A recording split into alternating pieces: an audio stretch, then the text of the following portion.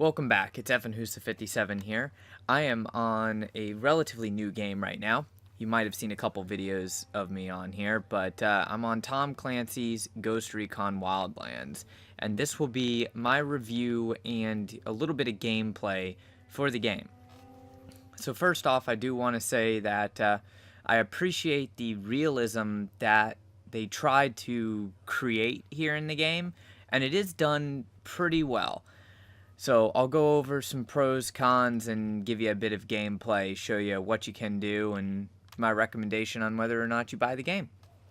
Without further ado, to start off with, there are a few things that I really like about the game, being the drastic amount of customizability offered to you through your weapons and character, even just with loadout and how your character looks. Secondly is the realism brought into the game. Almost everything is up to par. There's only a few things in the game, and there are a few finer points that aren't quite right, or at least I don't agree with. With that being said, I would give this game a 9 out of 10. I'd say it has the possibility to be a 9.5, even a 10, if they were to fix a couple of things. So, first off, what I like about the game, the drastic degree of autonomy and customizability offered to you. As you can see, I've only played a little bit, or cleared a little bit of the map. I still have more of the map to clear, but there's a drastic amount of missions for you to do. There's a drastic amount of skills for you to choose, and it looks like we might be able to max out every one of the skills, which is pretty cool. So you can really customize how you want to play based upon your play style. If you want to go for a realism approach and be extremely tactical, you can upgrade your character and your drone, which is really nice. Or you can just go balls to the wall crazy and have a shit ton of C4 and grenades and blow everything up. That's completely up to you. As far as with your loadout, you have a ton of different weapons to pick from. You're always going to have a primary, secondary, and sidearm weapon, which is something that I'm really excited that they did with this game. Some of the games are going to, you can only have a primary and secondary weapon, and your secondary weapon can be a sidearm, which is BS because you're always going to have a sidearm. So you have a great deal of flexibility in your weapon systems. You can have sniper rifles, you can have assault rifles, LMGs, pretty much everything, except for rocket launchers. I've yet to see a rocket launcher in this game. A little bit strange on that note, but you can have the M203 underslung grenade launcher, so that kind of makes up for it when something absolutely needs to be destroyed. Now, as far as the few things that I'm not super happy about, and then I'm going to get into the gameplay, there are a couple of things that I don't agree with, being that I am a gunsmith and a tactical weapons trainer, so there's a few things that are ballistically mucked up with this game. One of them being the 5.7 pistol, which, if you didn't guess, that's a play off of what how I made my gamer tag. So, anyways, this particular weapon has very low damage, high accuracy, high handling, decent range, decent rate of fire, and relatively high penetration. All of that is true except for the damage and penetration. The damage and penetration of this firearm in real life would be increased. So, I don't agree with that. Basically, it should be pretty much the best handgun that you have to choose from. However, if you look, 1911 actually has more damage than it. The P12 has more damage. The BFF has more damage. The P227 has more damage. Hell, the Scorpion almost has the same amount of damage per shot, which is a little bit ridiculous. I mean, I understand the D50, Desert Eagles, anything with a larger caliber bullet having more damage, but a Scorpion should not have almost the same damage as a 5.7. 5.7 cartridge is 5.7 by 28 millimeter. It's not a very large bullet, but it is a very fast bullet and therefore causes a shit ton of damage. So minor thing that I just don't agree with. They could easily tweak that. The drones are really cool. Preferably, I'd like a little bit easier of a fast select menu when you have multiple things unlocked. Like I have the flare gun, the C4, the mine, the flashbang, the diversion lore, my frag grenades. I have all of that stuff unlocked. A quick select wheel would be a lot easier than having to constantly keep hitting left on the D-pad. Minor technicality. I do love the ability to select your fire mode on your weapon as well as different zoom levels on the optics. Also, the underbarrel grenade launcher. The only thing that I would like with this particular setup is to be able to deactivate the underbarreled grenade launcher without having to actually zoom in. Instead, you have to zoom in because otherwise down on the D-pad activates your binoculars. So, with that, the binoculars feature is extremely cool. It allows you to do advanced recon. I love being able to mark targets. I'll show you that in a little bit. You can also use your order wheel while in the binoculars, and you can cycle through your different vision modes while using binoculars. Pretty cool. The only thing that I don't like about the binocular system in this game is if you are spotted while using your binoculars, you automatically pull out your weapon. So, a little bit annoying as far as that goes. Now, the issues that I have with the game come really with the movement. The movement system is excellent. That radio is annoying as shit, so hopefully it'll stop playing. Now, when you come up to an objective, if you come up to the side of an objective, like these supplies that you have to tag, you'll see that you can't tag them. You literally, like if I'm here on the corner, I can't interact with it. I have to be right in front of it in order to interact with those supplies. Also, when you're playing in a game co-op, every single person must interact with the supplies, the skill points, the bonus medals, everything like that, which makes it a little bit annoying, especially for certain areas where there's a bunch of supplies in like a little encampment. Say in this town, if there was a bunch of supplies in this building, every single person would have to move as a group to tag those supplies.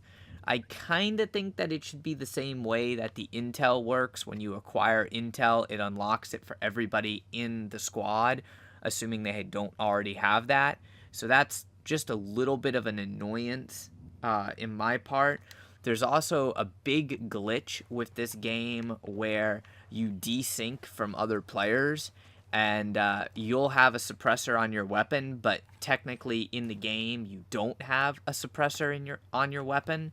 It's really annoying that way because you think and you have a suppressor, like on your screen you actually have your weapon suppressed, but on the other person's screen you don't, so you end up alerting enemies that way. With the exception of the desync and the movement system, which there is no cover system, that's a little bit annoying there. Basically, you have to crouch and you can kind of move up and hide behind stuff, but there is actually no cover system where you can get into cover. And that makes it annoying because in certain circumstances, your character will not aim over and down a wall like you should be able to. So the whole movement system and interact system is just a little bit buggy. It's like when you go to get into a vehicle, it is what you are directly in front of, not what you're looking at. So while I'm in front of and looking at the passenger side door for this vehicle, it's still going to make me get into the driver's seat. I actually have to move back to the passenger side to get into it, or to the passenger's door, if I don't want to drive the vehicle. While you might say that's a little bit of an annoying thing and doesn't really matter too much, it does, because when you're in a firefight and you want to get in a vehicle quickly, it can be difficult to do depending upon where you actually want to get in. With that being said, the ability to drive the vehicles is pretty awesome. I like it. I like the ammo stations and pretty much all of that. Now I'm going to go ahead and hit up a quick mission. So I'm going to hit up a quick convoy. I'll edit out the loading time and be right back. Alright, with everything said, there's another cool thing that you can do, and that's your order wheel. You can order your squad to do multiple different things if you're playing by yourself. These orders don't really apply when you're playing with other people. You also have the rebel support where you can get vehicles, guns for hire, mortar strikes, diversion, and just spotting. All really useful items. The most useful thing is by far this vehicle drop-off, which this is where I have pros and cons to this, so please bear with me. The pros to it are it's really badass, you can drop off a vehicle, but the cons being you cannot determine where the vehicle is going to land. So as you see, I'm way over here, yet it put the chopper over there. Now, with that being said, what happens a lot is the helicopters will spawn inside buildings, inside rocks, right next to buildings where when you get into it, the rotors get destroyed by the building. Just little shit like that that makes that vehicle drop off a very annoying thing to deal with. So I would greatly appreciate that Ubisoft actually look into that and fix it so that it's no longer such an issue for people trying to use the vehicular drop-off system. Now, one of the cool things that they did add is these convoys and the ability to intercept convoys, which is a pretty cool thing because vehicular interdiction is an interesting concept. Now, the thing about it, though, I'm just going to crash land that helicopter, is you would think that you'd be able to use multiple things like the C4, which is very good for this. C4 is a little bit buggy due to the fact that sometimes it works and sticks to surfaces and sometimes it does not. But it's all about speed, surprise, and violence of action. So you'll see that I'm going to take out the lead vehicle with that C4. I just brought down a little bit, or to quarter health, the main vehicle. And then we'll take out the tailing vehicle. So right there, speed, very, very quick. Violence of action, that was extremely violent, and element of surprise. There we go. We just got the comm tools. So that's pretty awesome. Now you'll notice that there's some bad guys right there. Just eliminate them real quick. I'm going to go into a town just to give you a little bit of an idea of some of the other stuff that you can actually do in the game. As you see, that helicopter spawned way over here. What I would really like to see is when you go into your highlight wheel, once you select a vehicular drop-off, I think you should get a smoke grenade that allows you to mark the location you want the vehicle dropped off at. I believe that would be much more effective and eliminate a lot of the issues that I've run into with this vehicular drop-off system. Now, I do like how each zone has a varying element, varying degree of difficulty, which is really cool. I am a fan of long-range tactics and more of a tactical approach to the game, so this is something that I do enjoy. My rating might be a little bit generous. I know a lot of people are having other issues with this game, especially with the desync and the vehicular drop-off system, but I think it's worthwhile, and I think those two things are things that can be very easily fixed. So that's why I'm giving the game basically a 9 out of 10. I'd say that it could reach that 9.5 or 10 if they were to fix a few things. Now, as you can see, I'm just going to clear this little bit of a compound here to give you an idea for some of the different stuff that you can do. So I have the binoculars. I've only been able to spot 3 targets. I decided to land far enough away that they really shouldn't see me. And then I'll use the drone, which again has a limited range to it. But go ahead and get a good mark on most of these enemies. and everything is marked. So hopefully take these guys out without actually alerting any of them.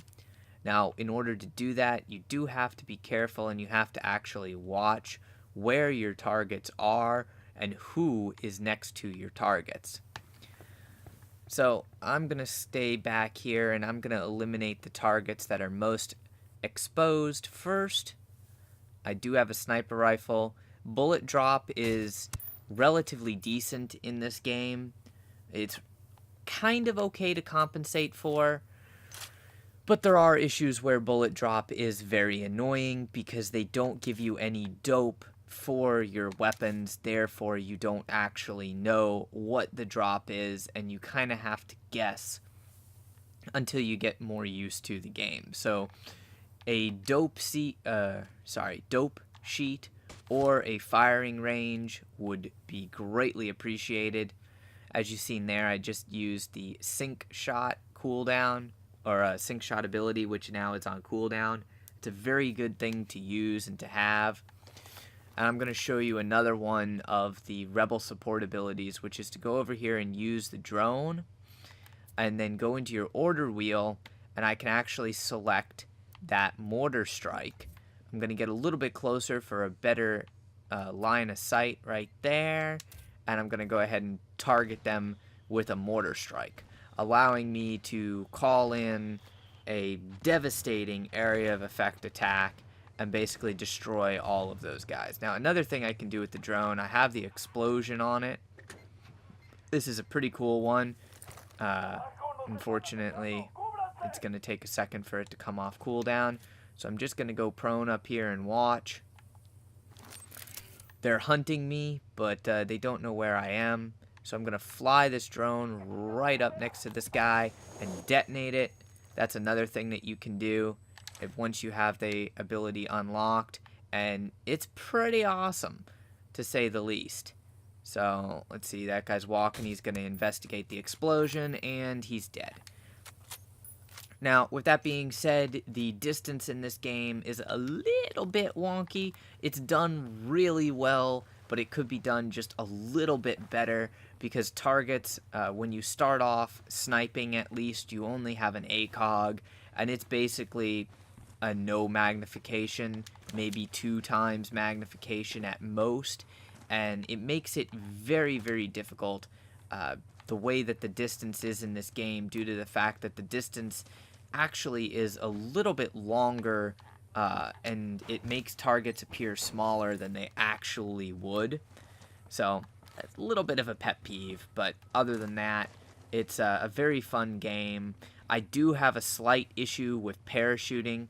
I'll show you that here in a minute, because that's the last issue that I actually have. And like I said, my complaints with the game are minor.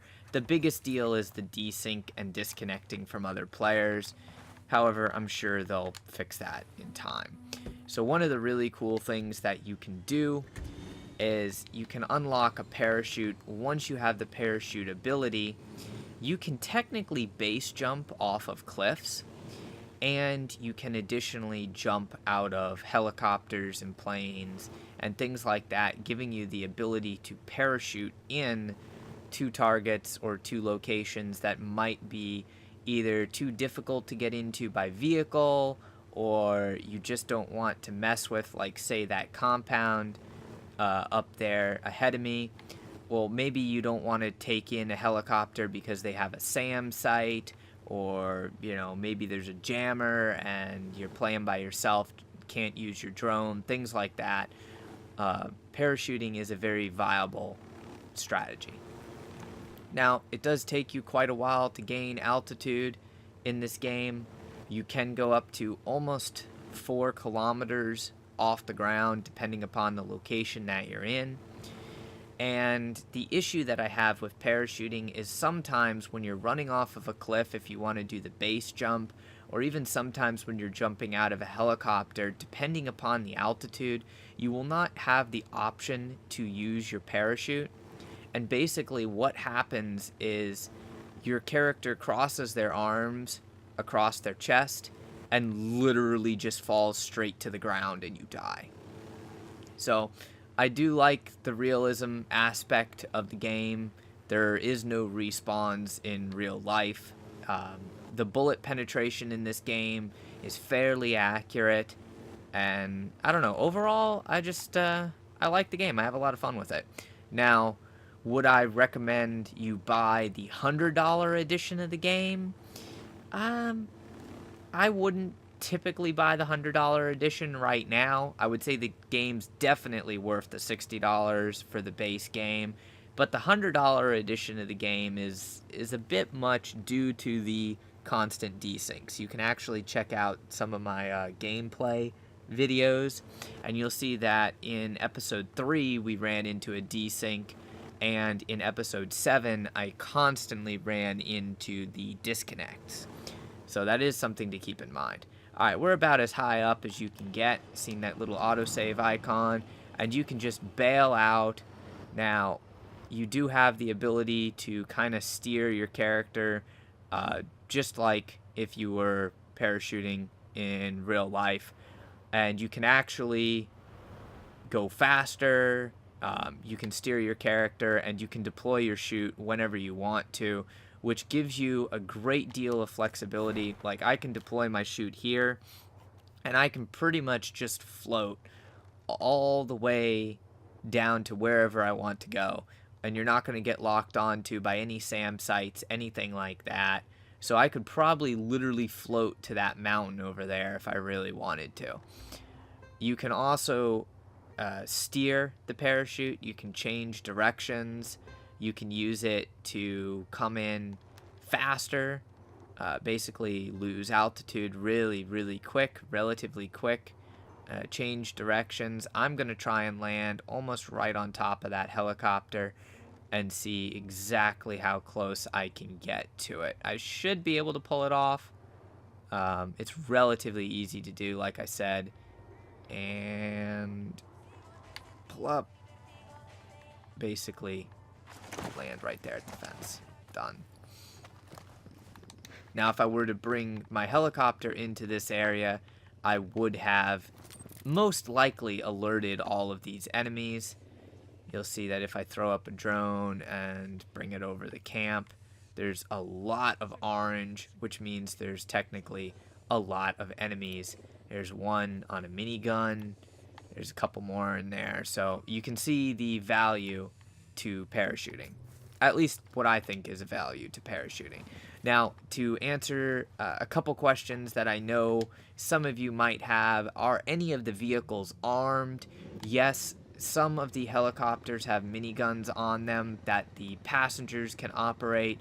Some of the helicopters have miniguns on them that the pilot can operate. They're only forward-facing fixed miniguns, though. And as you can see, there are SAM sites, which are very, very annoying to deal with. And basically, regardless of the vehicle that you have, well, the SAM sites will take you down in one shot. So, just something to keep in mind. Pretty fun. It's easy to play however you want. It's easy to go loud. Shot placement does count in this game. A hit to the leg or a hit to the arm is not the same as a hit to the torso or a hit to the head. Also, enemies that are armored will take more damage, as you've seen, like that guy right there. And when it comes to engaging helicopters, well, they're annoying, to say the least. The best way to take down a helicopter, if you are going to attempt to engage one, is actually to use a grenade launcher, due to the fact it will bring down the helicopter in one shot. Now, some of the areas that you go into later in the game will be a bit annoying with the fact that vehicles don't get destroyed like they should when using a grenade launcher. Also, you don't want to do what I just did, which is kill rebels or kill civilians, because that'll lead to a game over. Or technically a mission failure, depending upon what you're doing. Anyways, pretty cool. Overall, like I said, a good 9 out of 10.